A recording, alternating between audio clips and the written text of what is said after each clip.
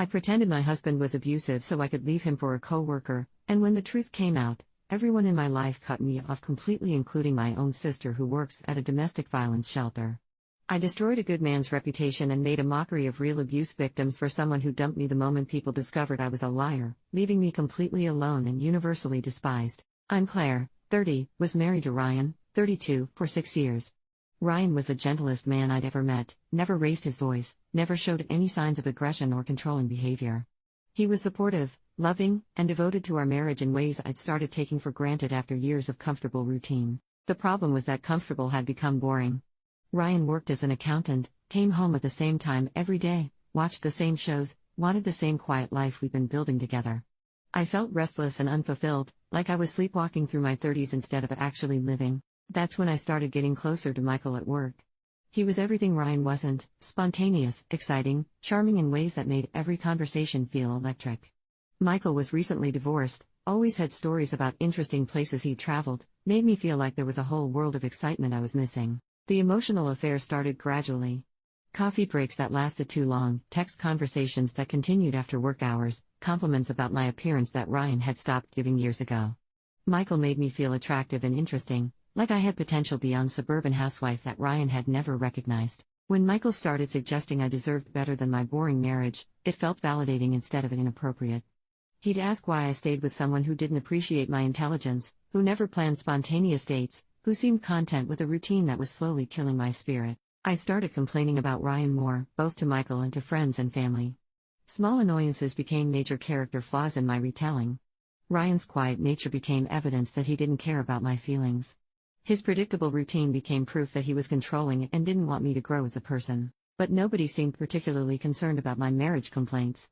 Ryan was well liked by everyone who knew him, and most people thought we had a solid relationship. My sister Emma, who worked at a domestic violence shelter, would listen politely but didn't seem to think my issues were serious enough to warrant leaving. That's when I escalated the lies. I started telling people that Ryan had anger issues he hid well in public. That he'd grabbed my arm during arguments, leaving bruises I covered with makeup. That he controlled our finances and monitored my social media. That I was afraid of what he might do if I tried to leave. The response was immediate and dramatic. Emma was horrified and insisted I come stay with her immediately. My parents were devastated and started planning ways to help me escape safely. Friends rallied around me with support and offers of legal help. Everyone believed me because why would someone lie about domestic violence? I moved in with Emma while she helped me file for divorce and apply for a restraining order. The legal system took my claims seriously, and Ryan was served with papers at work, publicly humiliating him in front of colleagues who suddenly saw him as a potential abuser. Ryan was devastated and confused, trying to understand how his loving wife had become someone accusing him of violence he'd never committed. He hired a lawyer and tried to fight the restraining order, but the legal system errs on the side of protecting victims, making his protests look like typical abuser behavior. Michael was incredibly supportive during this time, taking me out to dinner, listening to my fabricated stories about Ryan's abuse, making me feel brave and strong for leaving such a terrible situation. He seemed impressed by my courage and started talking about how we could build something real together once my divorce was finalized. The community rallied around me while completely ostracizing Ryan. His friends distanced themselves, his family was horrified by the allegations, and his reputation was destroyed overnight. Meanwhile, I was getting sympathy and support from everyone, feeling validated and important in ways I hadn't experienced in years. Michael and I started dating openly once I moved out, which raised some eyebrows about the timing but was explained away by him being my emotional support during a difficult time. We were careful not to be too obvious about our relationship, but people assumed I'd found comfort with someone who understood my situation. The lies became more elaborate as the divorce proceedings continued. I claimed Ryan had threatened me over text messages, that he'd driven by Emma's house to intimidate me, that I was afraid for my safety if he wasn't legally restrained from contacting me. Each false claim made the legal consequences more severe for Ryan. Ryan's lawyer kept insisting there was no evidence of abuse, no medical records, no witnesses, no documentation of any kind supporting my claims. But I'd been careful to describe psychological abuse and isolated incidents that wouldn't leave obvious proof, making his denials look like standard abuser tactics. The divorce was proceeding in my favor when everything started unraveling. Ryan's lawyer hired a private investigator who discovered that Michael and I had been having long text conversations and meeting for coffee months before I'd filed for divorce. The timeline didn't prove the abuse claims were false, but it raised questions about my motivations. Then Michael started pulling away. As the legal drama intensified and Ryan's reputation was completely destroyed, Michael seemed less excited about our relationship. He'd been attracted to the idea of rescuing me from an abusive marriage, but the reality of dating someone involved in such a messy situation was less appealing. The final blow came when the investigator obtained security footage from my office building showing Michael and me kissing in the parking garage 2 weeks before I'd moved out and filed the restraining order. The footage proved we'd been physically involved before I claimed to be an abuse victim. Ryan's lawyer presented the evidence in court, and suddenly my entire story started falling apart. The judge ordered an investigation into whether I'd committed perjury, and everyone who'd supported me began questioning whether they'd been manipulated by an elaborate lie. Emma was the first to confront me directly. She dedicated her career to helping real abuse victims, and the possibility that her own sister had fabricated abuse claims for an affair was devastating to her personally and professionally. She demanded I tell her the truth about Ryan. I broke down and confessed everything. Ryan had never hurt me, never threatened me, never done anything except be a loving husband who'd become boring over time. I'd invented the abuse to justify leaving him for Michael, to gain sympathy and support, to make myself the victim instead of the cheater. The confession destroyed every relationship I had. Emma was horrified that I'd made a mockery of the real abuse she dealt with daily. My parents were disgusted that I'd lied to them and destroyed Ryan's reputation. Friends felt manipulated and betrayed, realizing they'd been weapons in my campaign against an innocent man. Michael dumped me immediately after the truth came out. He wanted nothing to do with someone who'd fabricated domestic violence claims, and he was worried about how the scandal would affect his own reputation. The man I destroyed my marriage for abandoned me the moment I became a liability. Ryan's life had been ruined by my lies, but now everyone knew the truth, and the sympathy shifted completely to him. And when the truth came out, everyone in my life cut me off completely, including my own sister who works at a domestic violence shelter. The perjury charges were filed 3 weeks after my confession. Lying under oath about domestic violence is a serious crime, and the prosecutor wanted to make an example of someone who'd abused the legal system designed to protect real victims. I faced potential jail time and substantial fines for my false claims. Emma cut all contact with me immediately after learning the truth. She said I betrayed not just Ryan but every genuine abuse victim she'd ever tried to help. My lies had reinforced harmful stereotypes about women fabricating abuse claims, potentially making it harder for real victims to be believed in the future. My parents were devastated beyond words. They'd loved Ryan like a son and had been planning to testify against him in court based on my lies. Learning that they'd been manipulated into destroying an innocent man's reputation broke something fundamental in their relationship with me. The restraining order was dismissed, but the damage to Ryan's life was already done. He'd lost friendships, been ostracized by his community, and suffered professionally from being labeled an abuser. Even after the truth came out, some people remained suspicious because accusations like mine tend to stick regardless of evidence. Ryan handled his vindication with more grace than I deserved. He didn't seek revenge or try to destroy me publicly. He simply rebuilt his life while I faced the consequences of my actions. His dignity in the aftermath made my behavior look even worse by comparison. The legal consequences were severe. I was sentenced to 6 months in jail for perjury, plus community service and substantial fines.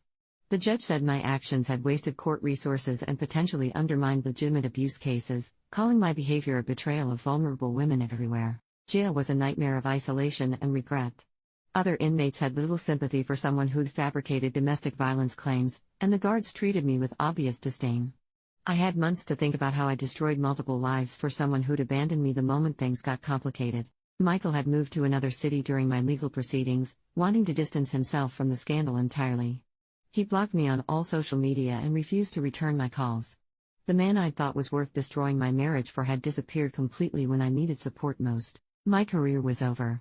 The law firm where Michael and I had worked terminated my employment immediately after the truth came out. Word spread quickly through the legal community about what I'd done, making me unemployable in any field that required trustworthiness or integrity. Finding housing became nearly impossible after my release. Landlords would Google my name and find articles about the false abuse claims and perjury conviction. I was the woman who'd lied about domestic violence to cover up an affair, a story that had made local news and would follow me forever. I ended up living in a studio apartment in a rough neighborhood, the only place that would rent to someone with my background. The isolation was crushing.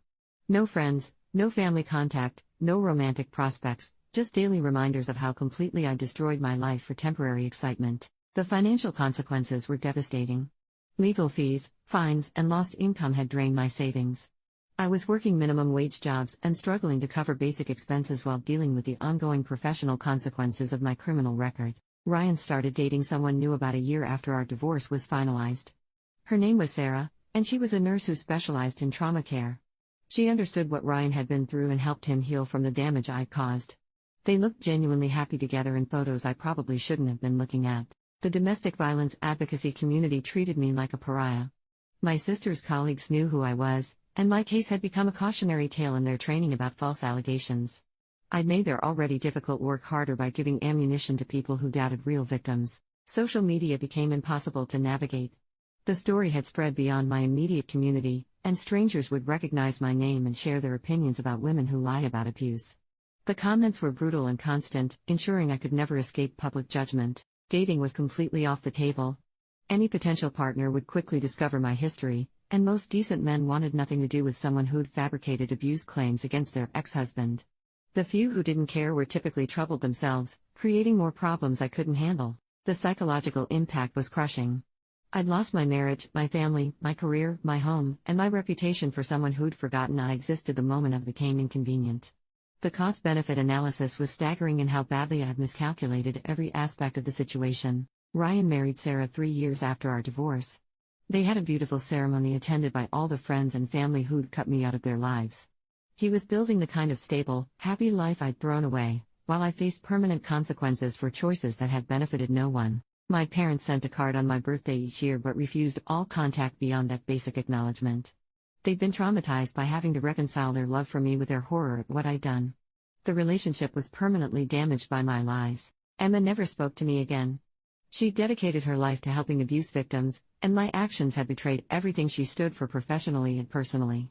I'd lost my sister forever for someone who dumped me within weeks of the truth coming out. Therapy helped me understand the magnitude of my selfishness but couldn't undo the consequences. I'd harmed real abuse victims by reinforcing dangerous stereotypes, destroyed an innocent man's reputation, and manipulated everyone who loved me into participating in my deception. 5 years later, I'm still dealing with the fallout. I work retail jobs under managers half my age, live alone in substandard housing, and have no meaningful relationships with anyone. Ryan has built a beautiful life with someone who deserves him, while I live with permanent consequences of trying to destroy him. The worst part is knowing that real abuse victims deal with disbelief partly because of people like me. I'd made their already difficult situations harder by giving credibility to those who question legitimate claims. My selfishness had harmed vulnerable women I'd never even met. I traded 6 years with a good man for a few months with someone who abandoned me the moment I became a liability. I destroyed my reputation, my relationships, and my future for temporary excitement that evaporated the instant things got complicated. Ryan got justice, Sarah got a man who'd been tested and proven worthy, and I got exactly what I deserved: complete isolation and universal condemnation for trying to destroy an innocent person's life for my own selfish gain.